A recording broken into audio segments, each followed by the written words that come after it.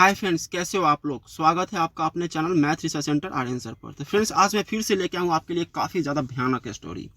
तो चलिए बिना वक्त गवाए कहानी को शुरू करते हैं। शीर्षक का नाम है मरे हुए दोस्त ने दी बर्थडे पार्टी।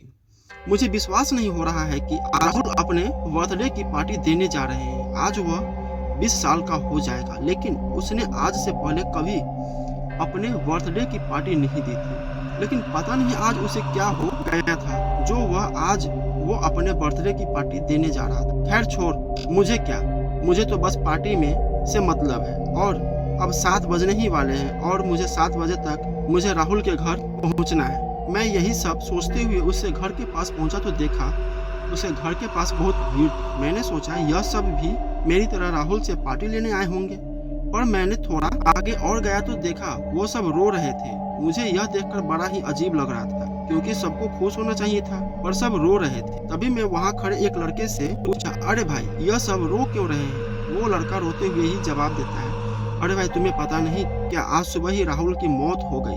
आज ही बेचारे का जन्मदिन था और देखो आज ही के दिन उसके दोस्त ने उसका कत्ल कर दिया। मैं उससे बड़े ही हैरानी के साथ बोला, भाई क्या बोल रहा है तू? मैं अभी 1 घंटे पहले ही राहुल से मिला था, तब तो वो बिल्कुल ठीक था और वो आज अपने बर्थडे की पार्टी देने वाला था। मेरी सारी बात सुनकर वो लड़का इस बार थोड़ा गुस्सा हुए बोला, कैसी बात कर रहे हो भाई, तुम्हें मैंने अभी ही बताया कि राहुल को सुबह ही उसके दोस्त ने मार दिया है, और वैसे भी राहुल ने आज तक किसी को भी अपने बर्थडे की पार्टी नहीं दी थी। ये तो सभी जानते हैं राहुल कितना कंजूस लड़का था। मुझे तो लग रहा है तुम नशे में हो। इतना बोलकर वो लड़का वहाँ से चला गया और मैं भी वहाँ से जाने लगा ही था, तभी मेरी नज़र विक्की पर पड़ी। विक्की थोड़ा डरा हुआ और परेशान सा लग रहा था। मैं विक्की के पास गया, उससे उसकी परेशानी का कारण पूछने।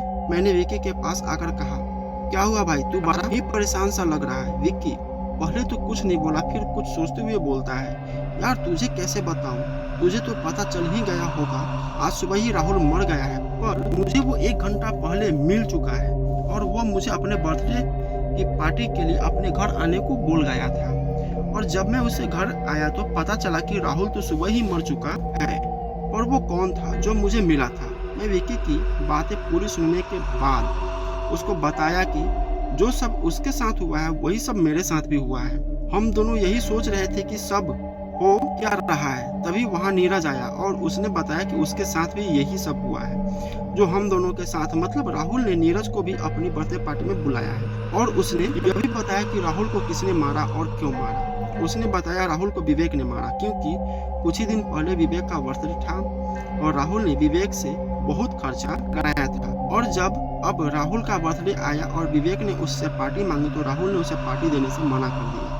और तुम सबको तो पता ही है विवेक कितना गुस्से वाला लड़का है, और उसने अपने इसी गुस्से में राहुल का कत्ल कर दिया। मैं और विक्की नीरज की बात सुनकर बड़े ही हैरानी से बोले, यार पर क्यों, इतनी सी बात के लिए क्यों मारेगा कोई। नीरज बात का जवाब इतनी जल्दी देता है जैसे वो जानता हो कि यह दोनों क्या पूछने वाले थे और उसके पास इसका जवाब पहले से ही रखा हो। नीरज जवाब देते हुए बोलता है, भाई तुम्हें पता ही, जब कोई पार्टी ले ले पर अपनी बारी आने पर मना कर दे तो कितना गुस्सा आता है। और इसी गुस्से में विवेक ने राहुल को मार दिया। हम तीनों बात ही कर रहे थे, तभी हमारे पीछे से एक आवाज आई, अरे तुम तीनों यहाँ खड़े खड़े क्या कर रहे हो। जिस ओर से आवाज आए उससे ही दिशा की ओर जैसे ही हमने देखा तो एक पल को ऐसा लगा जैसे हमारे शरीर में एक साथ लाखों चिटियां छोड़ दी।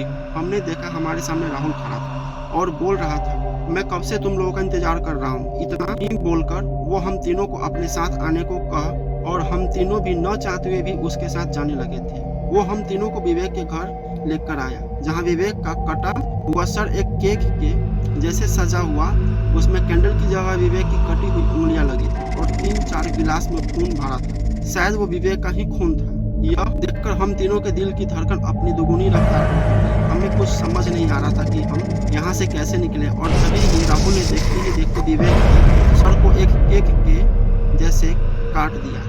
कभी कभी कुछ ऐसी घटना हो जाती है जिस पर विश्वास कर पाना मुश्किल हो जाता है। कुछ ऐसा ही हम तीनों के साथ उस दिन हुआ था। तो फ्रेंड्स, कैसा लगा स्टोरी प्लीज कमेंट करके बताइए और हमारे चैनल को सब्सक्राइब जरूर कीजिए। मिलते हैं अगले स्टोरी में।